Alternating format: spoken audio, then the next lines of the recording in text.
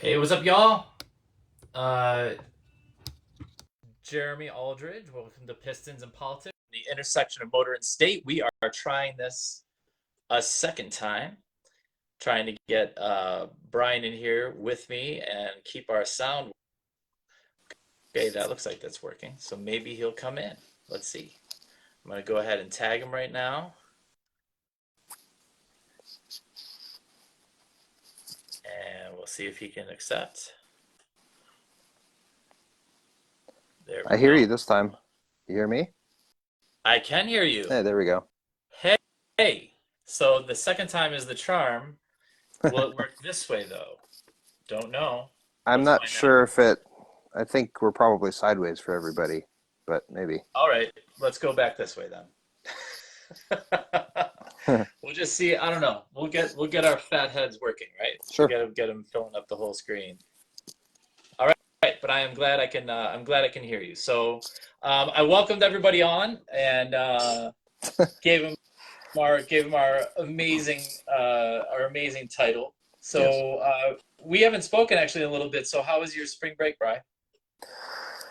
It was nice. Had a couple days I took off from work, spent with the kids. Got to, try, geez, it's ancient history already. Last 2 weeks have been very, very busy. Um, You went racing, right? You did some racing. I did. Flew out to Houston for uh, not even 36 hours, I don't think. It was I literally flew in Friday night, went and did practice at the track at Houston Karting Complex, and went over to do a 3 hour. Uh, Went over just by myself, did 3 hours, ended up second overall. Missed out the win by 10 seconds My God, uh, due to crazy. due to a couple errors on my own part, unfortunately, and then also some wizardry with the rules and penalties, but um, ultimately my own fault. So, and then flew out early next morning. So it So was an what were those? adventure. Were those like I forget? Was that kind of a sprint cart situation, like similar to Cal Speed? Yeah, very, very similar. It was CRG carts, um, not all dissimilar from the current kind of SOTI fleets, the RT8s that you'll see at some other places. They actually had some SOTIs as well that they had to sub in for one team that would had some mechanical failures. Oh, But really? all the rest were CRGs. They had 20 CRGs and a handful of SOTI RT8s. Well, Um, that's cool, man. Congrats. Thank you. Yeah. Um, yeah, we were up to Portland, and I think I posted some of the stuff where we were at this indoor place, Sky Karting, where Mike Smith was at, Yep. and gas carts indoors. That was the first thing I'd done, gas cart indoors, and like except for what what we did down in San Diego, we did some of those. Yes. It's kind of funny. It's like home. It's where I grew up driving, right? And all the bad habits I've been trying to kick for a decade out at Cal Speed, we're Yeah, right there. indoor is a different animal. Completely different style of driving. Even with gas carts, it's just a completely different way to. You have to pitch the cart a different way. Yeah, It's much less smooth and it's a little bit more frantic. I mean, you have to balance the smoothness with kind of the pitch in that you have to do to get around such a tight circuit. yeah, it's so true, man. So hey, I thought we would just go over. I mean, we're going to be going over some racing and going over maybe some things that have happened this week or today in politics as well. Sure. And just wanted to talk about maybe just let us know a little bit about yourself, how you came to racing, how you came, you have some awesome education that really jives with the subjects we're going to be talking about. A little Um, bit. you want to talk a little bit about that? I mean, I know you've taught racing, right? You've been an instructor. You've won a bunch out of Cal Speed, run really strong in pro and sprint. You maybe want to fill in some details there with that, and then Sure. tell us a little bit about where you went to school and what you went to school for recently. I think that people might be interested in that. Yeah, right. So I've been racing more or less since 2008. Before that, I couldn't really claim to have been racing for real before that, aside from birthday parties and that kind of Right. thing. Um, but always been a fan of racing since I was very little, watching Formula One and NASCAR with my dad. Um, and just something about it just seemed to click in my head, and went out for my first racing experience really at VIR in 2008, and did a five day school with my dad in the Bertle Roos Formula cars. Wow. That's Um, your first thing you did? yeah, yeah, first thing. Cleaned up that week. Broke my wrist on Thursday. I was doing some lead follow exercising with the instructor, and kind of dive bombed a little bit, and learned very quickly not to dive bomb in an open wheel car, and broke a toe link, and broke my wrist at the same time. And Jeez. then that was Thursday, and then went out on Friday for the end of week race, and um, just said goodbye to everybody, and cleaned up. Wow. It was a pretty cool event. That was at the South Course at VIR. And then from there, started working at Victory Lane Karting in Charlotte. Worked there for 2 years, and that's where I really cut my teeth. I thought that I was good before I got there, and then I really got schooled by the other indoor karting folks that were there. I wasn't even close to begin with, and um, learned learned a lot on the surfacing at VLK. It was back then. It was all kinds of different surfaces, and you had to.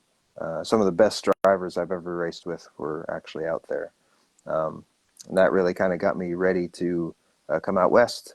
And moved out west in 2010, and jumped into the first machismo for me was 2010, and came out of the blue. Just I had moved to Las Vegas literally that week or a couple of days beforehand. Heard about the race, and reached out to see if I could join. I got put on a random team with five other or four other guys, and we went out and we won in sport. That's So that was pretty awesome. yeah, that was a good roll in. And then What was your team name? we were Team Burp. It was it was a That's team perfect. team B3RP. So it was there were three three guys named with a B. It was Brian, and I think it was Bart, if I remember right. And I'm Erp. probably not remembering that right. And then there was Rich or Rick maybe, and then Paul Sorali, if you remember him. He's raced at Cal Speed off and on over the last couple of years, and he and I have podiumed twice, I think actually. We won that year, and then came back in I think it was 2013. I raced with Paul again. Or maybe it was 2014. And we 2013 we podiumed again in Super, um, and then my 2 years I did pro. Uh, I guess 5 years altogether now over since 2010. 2011 was a bad year. Things did not go well. Um, 2012 won overall with Victory Lane Karting. Fred Ogrim, the owner, came out, and Ryan Curtin and I did a three-man team. That was at the Vegas Bull Ring. And 20, 2013 came in second in sport with a Team T4. And So were you then in sport or pro at the bull ring? uh, pro, pro at the Bull Ring. Yeah, because that's And funny. then, It's like that was my first machismo out yep, there, and yeah, it's just funny. That we were hanging around tracks together, but didn't never, even know it yeah, didn't at know that it. So time. Yeah. for that's pretty cool. Yeah, I think the way that we linked up over the years actually is a pretty cool story too. Yeah. Um, but yeah, lots of early success at Cal Speed. Did Sport Kart Grand Nats, did Machismo, had a lot of podiums, did really well, and then moved away in 2015 and didn't really get back to Cal Speed until 2020, and kind of took a little bit of time to get reacquainted. And this last year came second overall in Machismo. Never had a good shot at doing a full year in the Super Series, unfortunately, except for 2021, and that was uh, got all my luck handed back to me after the first couple of years being at Cal Speed. Um, but yeah, so that's plenty on That, me. that's Um, that's the racing side. yes, And then you have what are your degrees in, man? Let us know. Your undergrad yeah, is in what, poli sci? yes. Got my bachelor's in international studies and international politics. That was back in 2010. Um, been ever always interested in that, and always kind of keeping tabs on that kind of topic ever since. And in uh, 2017, after the birth of my second kiddo, wanted to try to figure out some ways that I could, have a better impact on the world, and so went to school for sustainable leadership to get my master's. I did that with Arizona State. Did it all online. Finished that up in 2020, and so that's my master's in sustainability. Kind of a bit of a focus on business practices, policy, um, kind of circular economy. Um, that's that's very very short blurb on what that was about, Yeah, I cool. guess. Can you Um, back up a little from your phone so we can see your face a little uh, better? I will attempt to. Yeah, I see. It's kind of There you go. darkening it in the All right, bottom. There we go. So, bar. now we get how you look. Sure. Hi. All right. Yeah, cool. Well, I mean, I just think, yeah, I thought, I thought the two of us together be a pretty cool combination for this thing. The way I got to know Brian, actually, the first thing that really got me introduced to him was we had a competitor and a friend out at Cal Speed. His name was Patrick. I'm trying to remember his last name right now, but Britain. yeah, Pat Britton. Britain. There's Patrick. Yep. some BS had gone down in a Super Series race, and Pat was super upset with Cal Speed and kind of thrown in the towel, I think, a little bit, or seeming like he was going to do Something it. like And that. Yeah. Brian wrote a really thoughtful piece about racing, what racing means to him, and what it meant to all of us. And yeah, it was very impressive. And I think we started a friendship up really off of that. And Yep. so I know where your heart lies and all this stuff. We've become really good friends. So I'm glad to have you aboard. As far as Yeah. me, I'll be a little shorter. I just because I not quite as accomplished. I have I have an undergrad degree in psych and theater. Um, my dad was an SCCA crew chief. He got me into racing when I was a kid, just grabbing blue blocks and knocking fenders out, hanging around the racetrack. And so I really fell in love with it. My dad kind of left racing behind as far as something he was actively doing. But when I was about 30, I found a way just at the Long Beach Grand Prix. I ran into Droma 1. Droma Yep. 1, if some of you guys know, it was an indoor gas cart spot. And yeah, just I raced there for a while. Ended up winning a couple of races out there. Went out to Cal Speed, like Brian, did some machismo, won a sprint machismo, and podiumed in pro. Last year was not as fortunate. We'll probably get into that at some point. But also, my political story is, I think, kind of interesting. I grew up a really conservative Christian and really totally uninvolved with politics at all. But my mind was certainly prepped for when I got into college, conservative thinking. And, when I started getting involved in politics, hey, I see Jay Garrett is watching, as he knows, because Jay Garrett and I are friends since college. I was pretty far right, let's say, and fairly outspoken about it.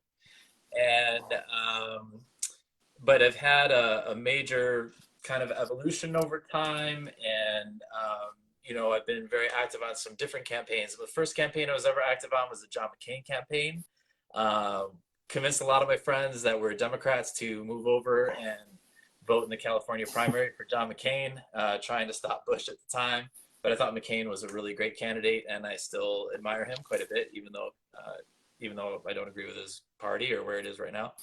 And then worked on the Barack Obama campaign pretty hard, and did a lot of volunteering out here. Was a precinct captain for him, and then was pretty involved in both of the Bernie Sanders campaigns that came up. So that's my political story, and I feel like when we get into the political side of things, I hope that we can have positive, constructive conversations with each other, and with maybe other people Sure. that want to be involved. But so my racing story and the politics story, I feel like there's a really strong intersection right now. Interestingly enough, I think there's a lot of it's like kind of the front of politics is happening in places like Tennessee, places like Mississippi, places like Florida, big places, the whole South right now. We have a lot going on politically. Of course, probably my favorite right now, series NASCAR.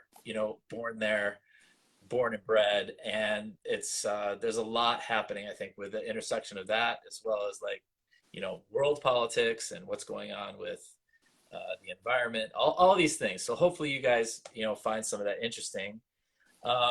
So now that we kind of said hello and we know who we are, or people know who we are, I thought this weekend we only had one race. So we were only talking about Bristol, and we'll talk about Bristol, I think, for a little while, and Sure. then maybe move on to some politics. But Bristol was on dirt this week, Yeah. and which is a lot of fun for me. I find it fun. It's been like a controversial race. NASCAR never raced on dirt recently. I mean, in their biggest series, has not raced on dirt historically for quite a long time. But they came back to Bristol. They've spent millions of dollars. They put dirt all over the track, and this is their third race there. And for me, I thought it was. I think generally people are thinking it was the best dirt race we've had at Bristol, Mhm. and I thought it was awesome. A lot of two wide, three wide, four wide racing. People spinning by themselves, having trouble keeping the car underneath them. It Yeah. was definitely a challenge. But the track, I don't know a ton about dirt racing, but the track apparently rubbered up. It got very wide. Everybody could race in a lot of places. So it ended up being a really cool race. I don't know if you got to watch it or if you just read about I it. saw. I watched some clips and saw some of the interviews coming out of it. So going back to your point about some people spinning out, even I mean, it wasn't. It was some of the best, even making some serious mistakes, like Larson, for example. I believe Yeah, I think his quote was something along the lines of, I'm mad that we wrecked, but I shouldn't have been back there because I screwed up earlier and spun myself out and put myself in a bad spot. right. And he is. I mean, pretty much everybody agrees he's probably the One of the best out best, there if right not now. the best, right? Um, Absolutely. he's also involved in a lot of. We had some drama out there with Ryan Preece, and which is interesting because his owner was in the booth watching everything go down, Yeah. and it was just kind of wild. I don't know, I really like I really like Kyle. I think he's great and he's amazing, amazing racer. I love watching him.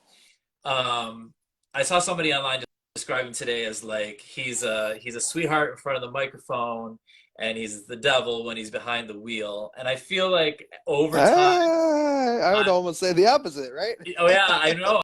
And but I over time I've been watching, and I've seen it. I've seen it in person. I saw him, Mhm. hip check. I forget what driver it was, but put him right into the cement barriers at the Clash the first year. Mhm. That in 2022, he did the same to his teammate at Fontana, did the same to him at Watkins Glen. Uh, Yep. you know, and he's not happy about that, I think still. I don't know how, how they do. Then there was Bubba at Las Vegas famously with all that went on at Sure. Vegas. And then with Priest, and I happened to hear Denny Hamlin talking about it too, and he's like, "We're friends. We're good friends. We hang out all the time." He's like, "But dude, like this is what you do." He puts Yep. people in bad positions, and he forces them to lift. And if they don't, then there's going to be contact, which there was. Yeah, and this is the I think for Kyle, this is something that some of the best in the sport, in all avenues of racing, are known for. Honestly, I Yeah, mean uh, you have, I mean, some of the most storied names, Schumacher and Senna. They're known for putting you in a position where you're going to wreck if you don't back out. right. And I think what almost kind of articulates somebody as being a really excellent driver is making them make that decision.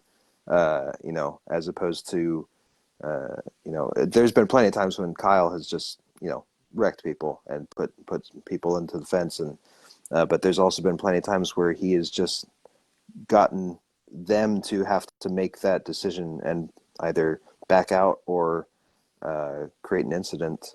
Um, Yeah, so it's remarkable and interesting that having watched Kyle since he was a rookie and before he was a rookie, even in the trucks and Busch back in the day, for him to be this person now that is the winningest driver in all of NASCAR, right?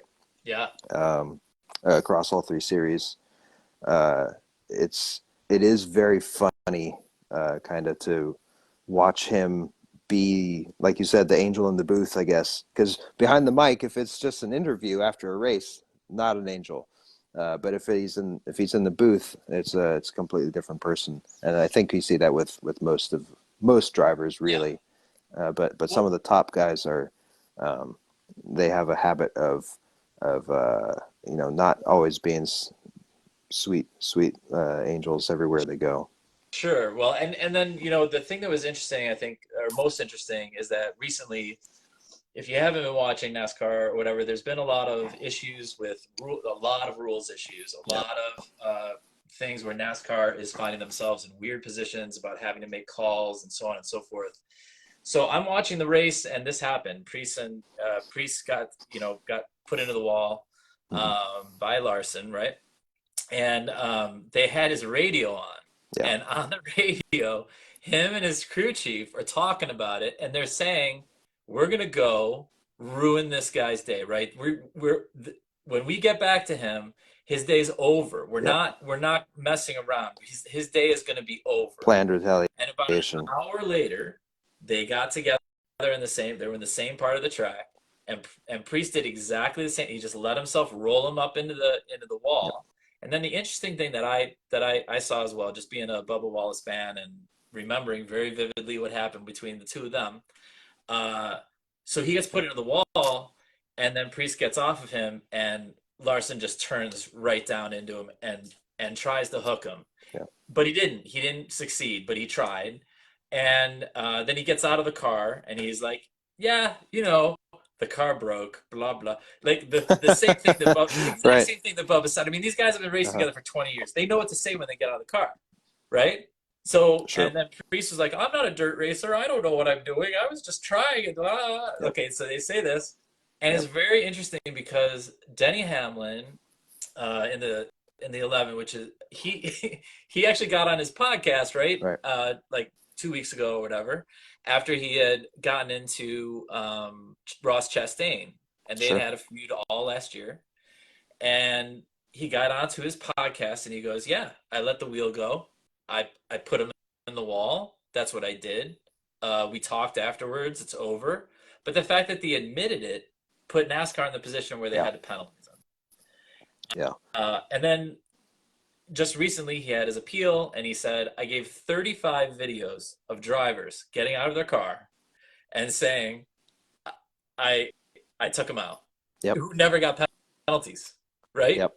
And Yep. so he Yep. thought he Yep. had won his thing. He was like, and he had all the data, he had all the data and all the stuff where he was saying like, I haven't.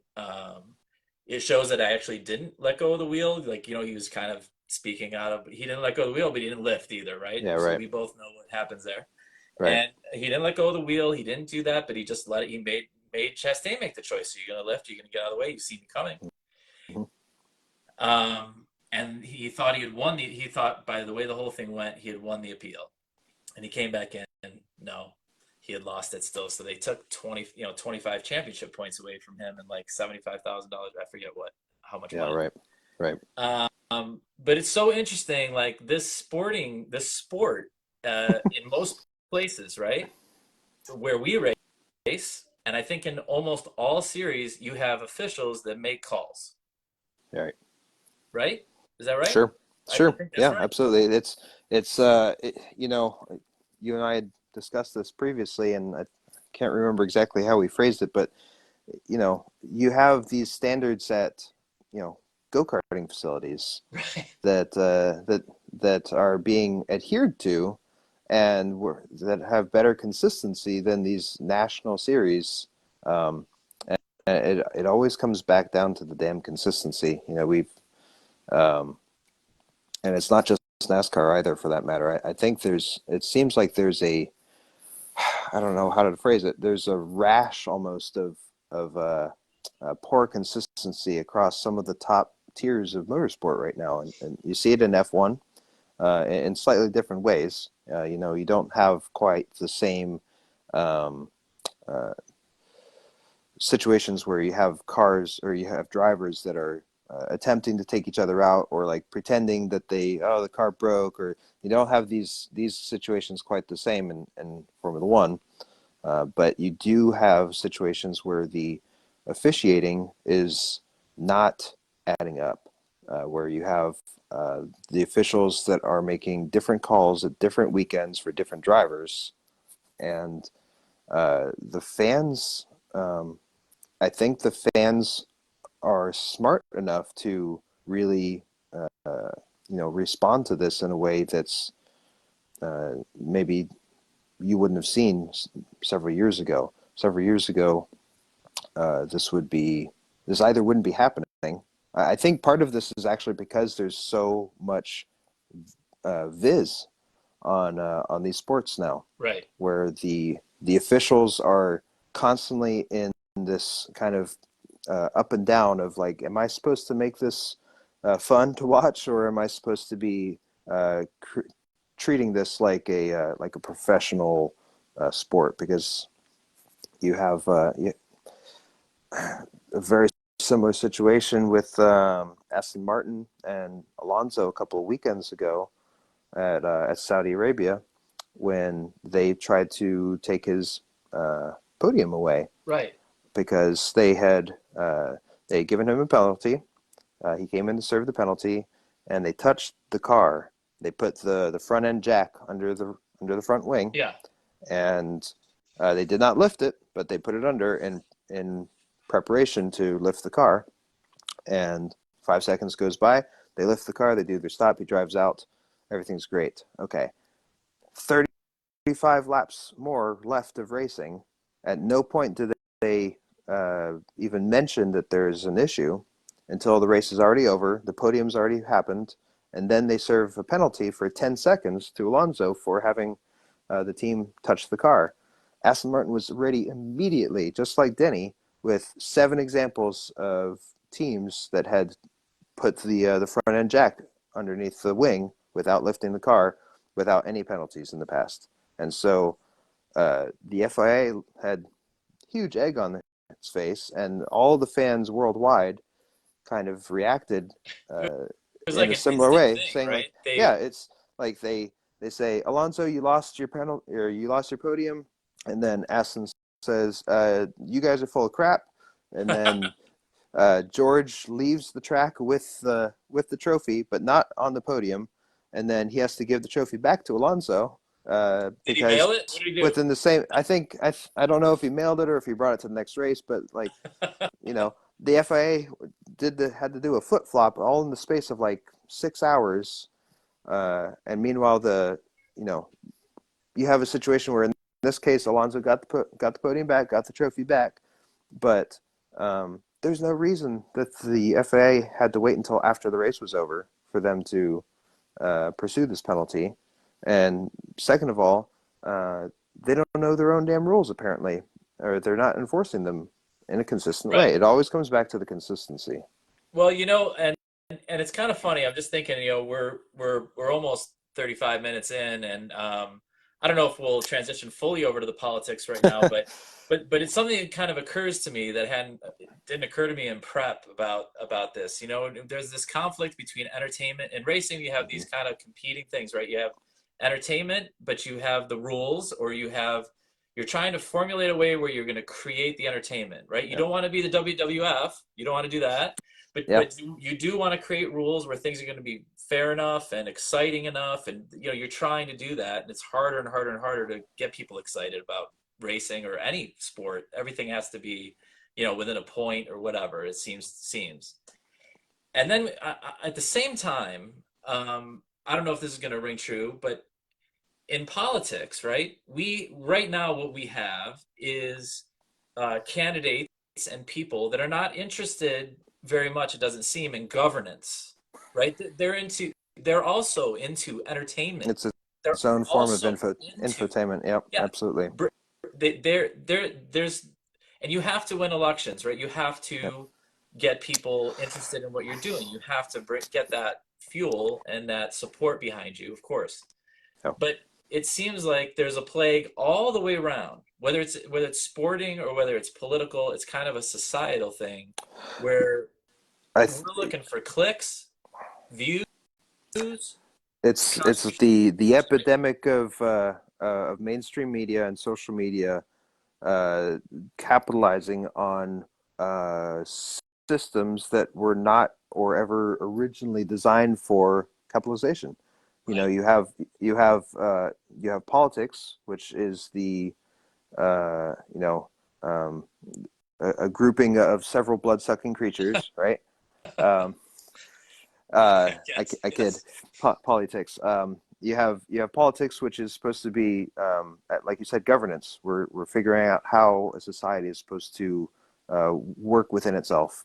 Yeah, Um, and you have sport, whether it's racing or stick and ball or track and field or what have you. Um, when you have a media apparatus that is doing its damnedest to monetize every single click and every single eyeball on it, you're going to what's the word I'm looking for? Not divert, but you're going to water down the, the product, so to yeah, speak. You know, I used to years and years ago. This was back in like the mid 2000s. I was part of a message board that discussed NASCAR, actually, almost exclusively NASCAR. And even back then, I was so frustrated by the way in which um, the media companies were delving into the sport and changing the sport and moving it away from sport, yeah, from the concepts of being higher, better, faster, stronger, um, and you know, whereas the Romans were running naked on a around a track and wrestling with each other, and there was no maybe this isn't totally true, but I'm overgeneralizing and simplifying here, but there was no um, there wasn't money to be made in the same way as there is today. right. There's always been money to be made, of course, when you look throughout history. But when you have a sport that is in and of itself designed to be an advertising apparatus, you're going to have um, hands in it that are going to dilute it and turn it into something that's not just sport anymore. Right. Um, and you have the same exact thing happening in politics, and this has ever more so become prominent, I think, within our political system uh, over the last, I would say, probably the last 30 to 40 years in particular, as we've figured out how to monetize the media cycle in relation to our political institutions. Yeah, I mean, he who will not be named on Was the this best at it. podcast ever. Uh-huh. Right. Uh, I mean, you get indicted 34 felonies and, you have a t-shirt ready. So, Sure. Sure. I don't know, Well, what was it's it, it's a 37 it's bucks a pop? I mean, I don't know. Out of 350 million people, a million people buy that, and you raise $37 million if my math is correct. sure. Yeah, I mean, it's being used as a fundraising opportunity Yeah, for sure. Yeah, like it's gamesmanship taken to the nth degree, right. um, which is you know Well, yeah, and uh, you see, like I think Denny mentioned in his appeal on his process, which is like a quasi legal process, right?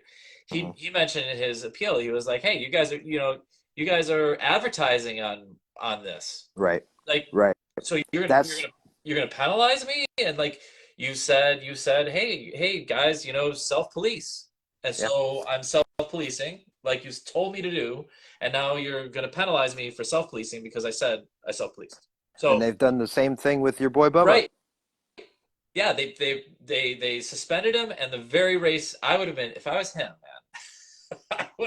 Yeah, I would right, have had the birds going because I'm just like, wait a second, you took me out, right, of the race, you suspended me, which like never happens, right. and you advertise with what I did to earn the suspension. Like Sure. these things are, It but I don't it know. makes The question is, Brian. The question is this though: like, how much is the audience? How much are the voters? How much is the audience like to blame for what they click and what they watch and I'll say what sure. we headline hunt or whatever we're doing, Right. you know, It's yeah. I think there's a right. I mean, to what extent are we all complicit? yeah, I think that's a valid question. And I know you and I have joked about this before, and we'll joke about it again. But we're definitely hypocrites in the sense of the things that we hold dear and the things that we are worried about.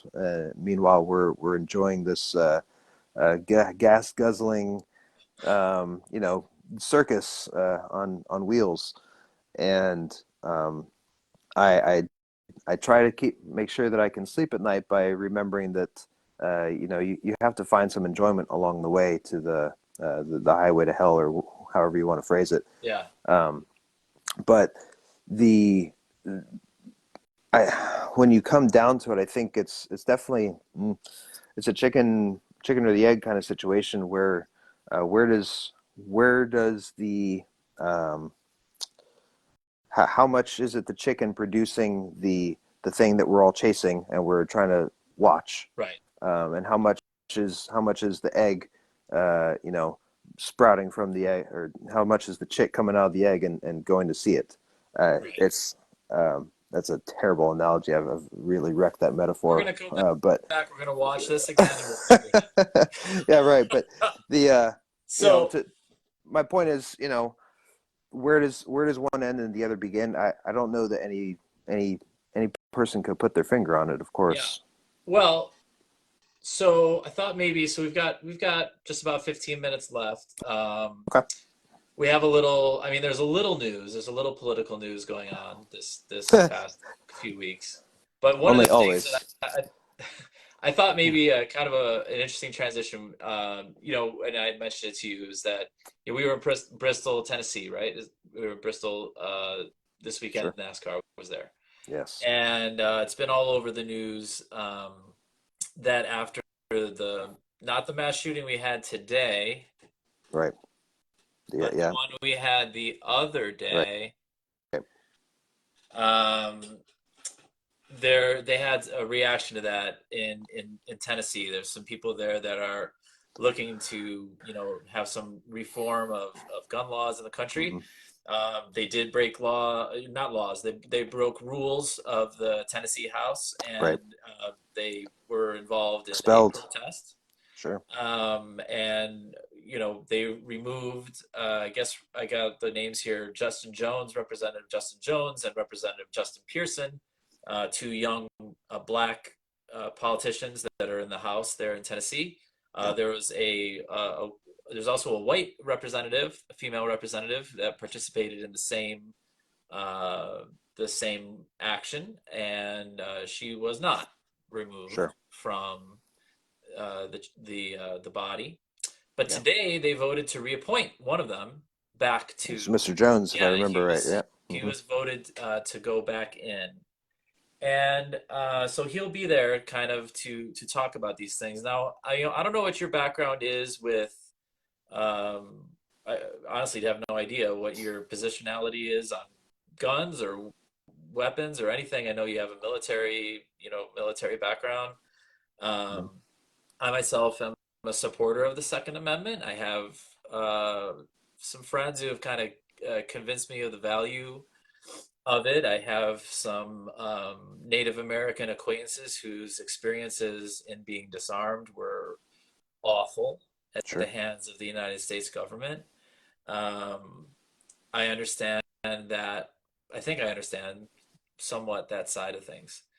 However, I feel like, and this may go back into this idea of commercialization and money and the involvement in politics, etc. But large majorities of the American people support some type of gun reform to try to help this situation, which is Hmm. lethal, and I don't think anybody can argue the numbers. It's we're pretty unique in the world. Yeah. So I don't know. I'm curious. What are your thoughts on what's happening in the country as far as personal arms and so on and so forth? What do you think? Do you support um, legislation that would attempt to uh, take care of this, or attempt to create Yeah. some change in this area, or where are you at? So, um, I have I have an affliction of wanting to try to get to the core of a Yeah, problem, yeah, and um, unfortunately, the way that we have paved over so many problems in this country has made it very difficult, I think, to effectively attenuate some of these issues that we have. So, in this particular situation, um,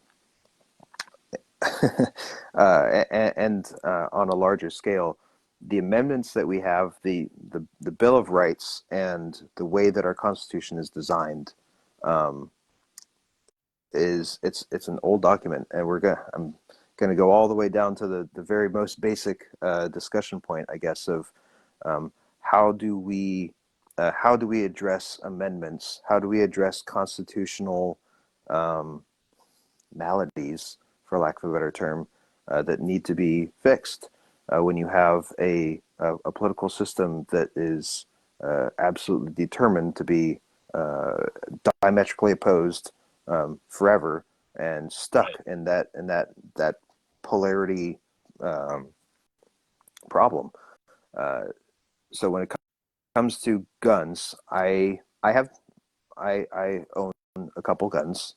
I think that there is me personally.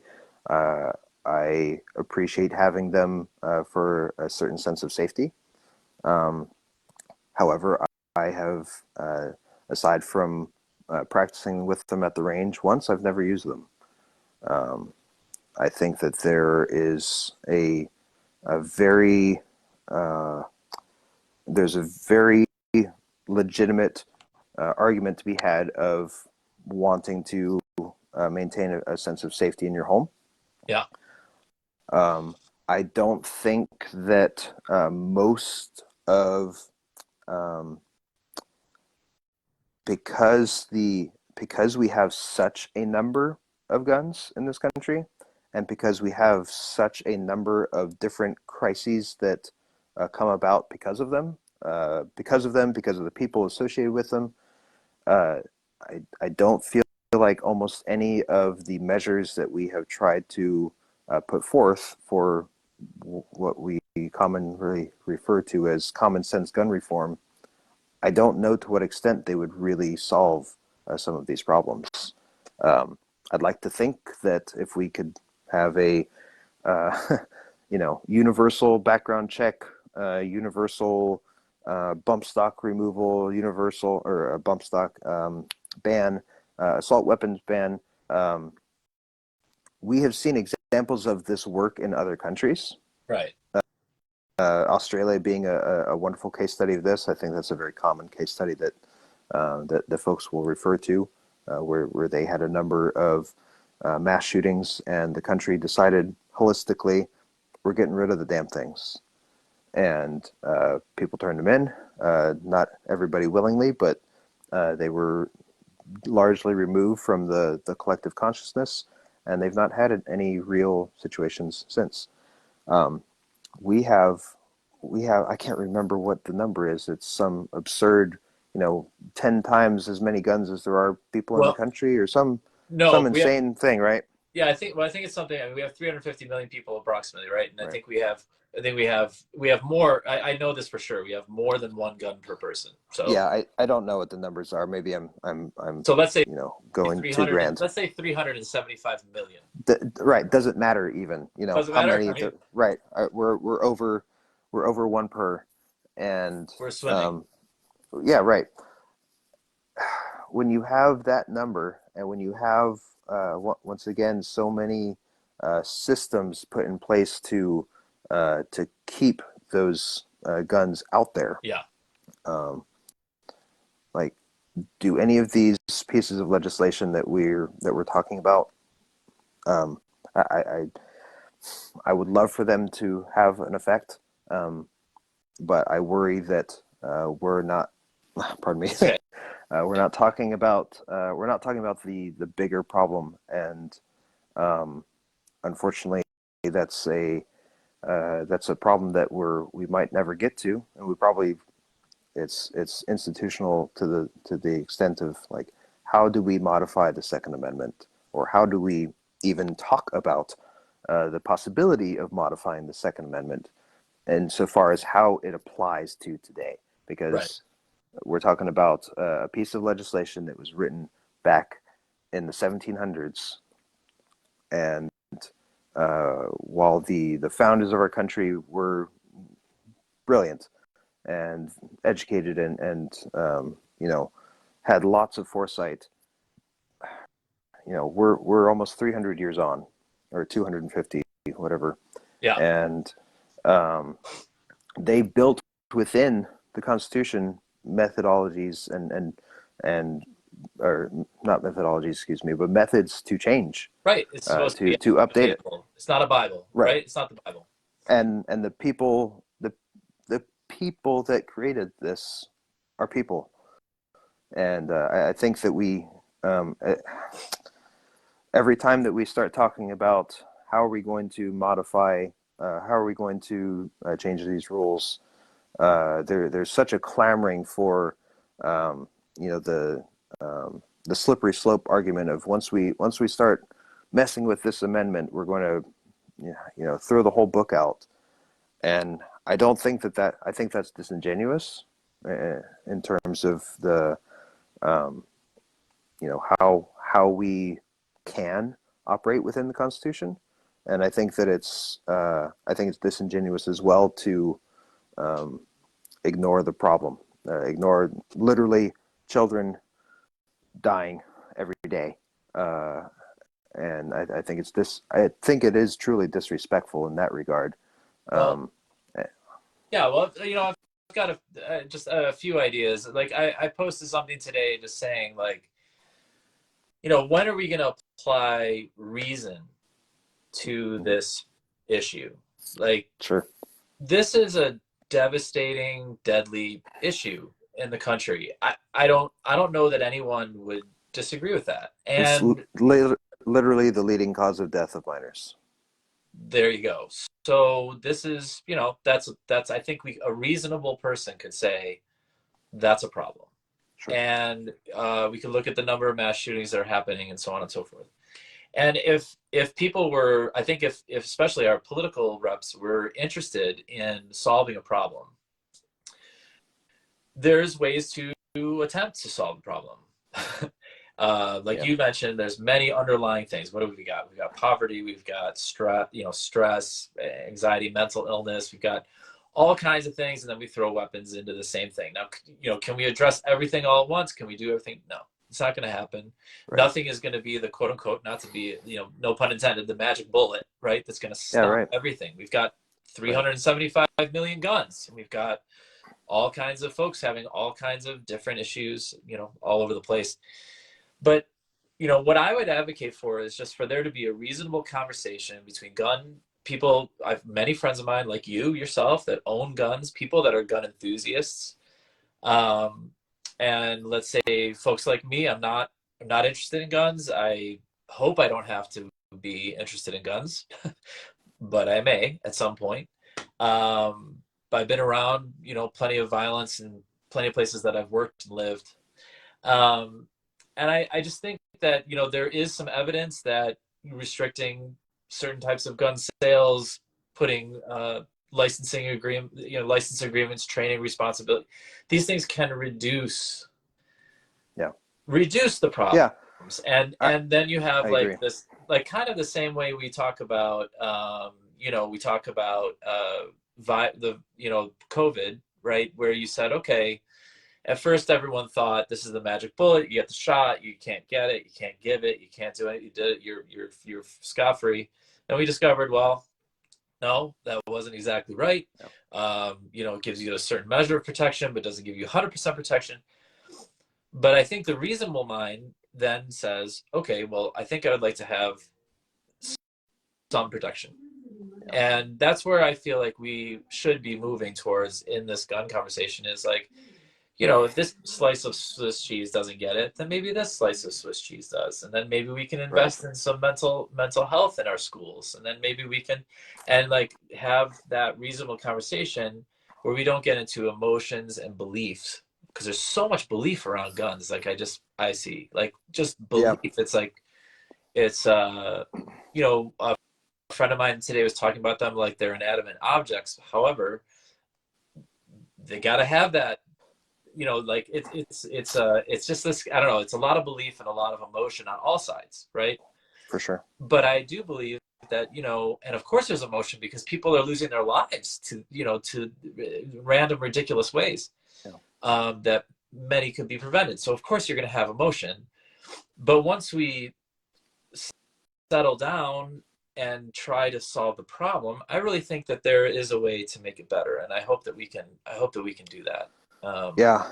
I think when it comes to the numbers, there's no doubt and there's no question that if you reduce the numbers, you reduce the deaths. And it's not even necessarily mass shootings. I think the larger number is actually accidental gun deaths and suicides. The mass Right. shootings are awful, and there are ways to attenuate that too. But it's the availability Right. of the gun Yeah. and the promptness in which you can receive it. You can.